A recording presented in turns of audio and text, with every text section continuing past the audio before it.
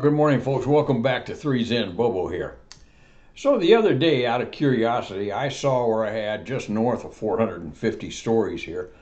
And I have a granddaughter I used to share stories with till she got married. And you know how it happens. Okay.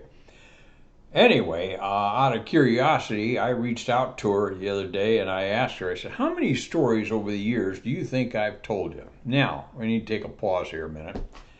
I have a standard Air Force issue family of 2 children, a son and a daughter. And then my son has 3 sons and my daughter has 2 daughters. The daughters are a lot older than the 3 grandsons. They're in their approaching their mid-20s, and grandsons are just about to enter their solidly into their teens. I think the oldest one is 16 now, and there's a 13, and then a 9 or 10-year-old. Somewhere in that area there. Okay, getting off track here. At any rate, you know what's fascinating is of my 2 children and my 5 grandchildren, not one of them has commented on one of these videos I've made.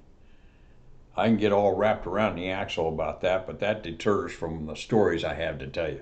The stories I have to tell you are just too good to get off track. I don't want to digress.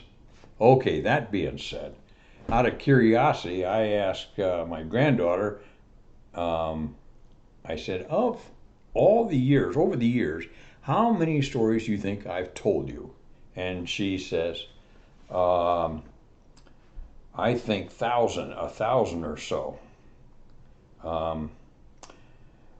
Definitely a few hundred, maybe even 1,000. And then I said, a 1,000? I said, holy cow, I only have 450 recorded on YouTube. I need to get busy. I said, any favorites? And this favorite really struck me. She came back and she said, there's one, I think, about the time when you were in pilot training and told me to focus on the runway and airspeed when everything started to get overwhelming for you. Now, when I start to lose myself, I try to think of my runway and my airspeed to bring myself back to Earth. Wow. Wow. That really touched me.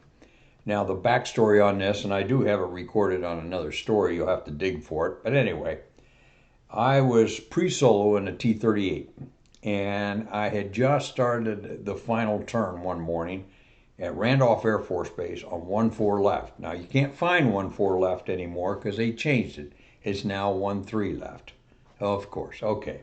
So I just started around the turn, and I don't know why, I don't know what happened, what precipitated this, but one of those ugly little thoughts just walked through my mind. Bob, you're never going to be able to do this. You just aren't going to be able to do this. And it's that voice that wants us to fail in our minds sometimes that we battle with. I've battled with that all my life. Probably a subject for another video, I suppose. But at any rate, so I'm there, and I don't know why, I don't know how, but my IP, Captain Rick Vale, came over the intercom and he said, okay, Bob, you need to focus on runway and airspeed. Runway and airspeed. That's all you need to focus on. What he meant by that was take a look at the situation you're at with respect to the runway where you want to be, and then come back and check your airspeed. Runway and airspeed. Keep your speed up. Make sure you don't stall. You're not going too fast or whatever. Runway and airspeed. And I told her, I said, I can't begin to tell you how many times in my life when I've been pushed into a corner or kind of felt anxious about something or another, I always came back to Rick Vale's calming voice.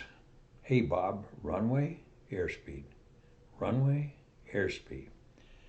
And I don't know what it was. A light clicked at that time.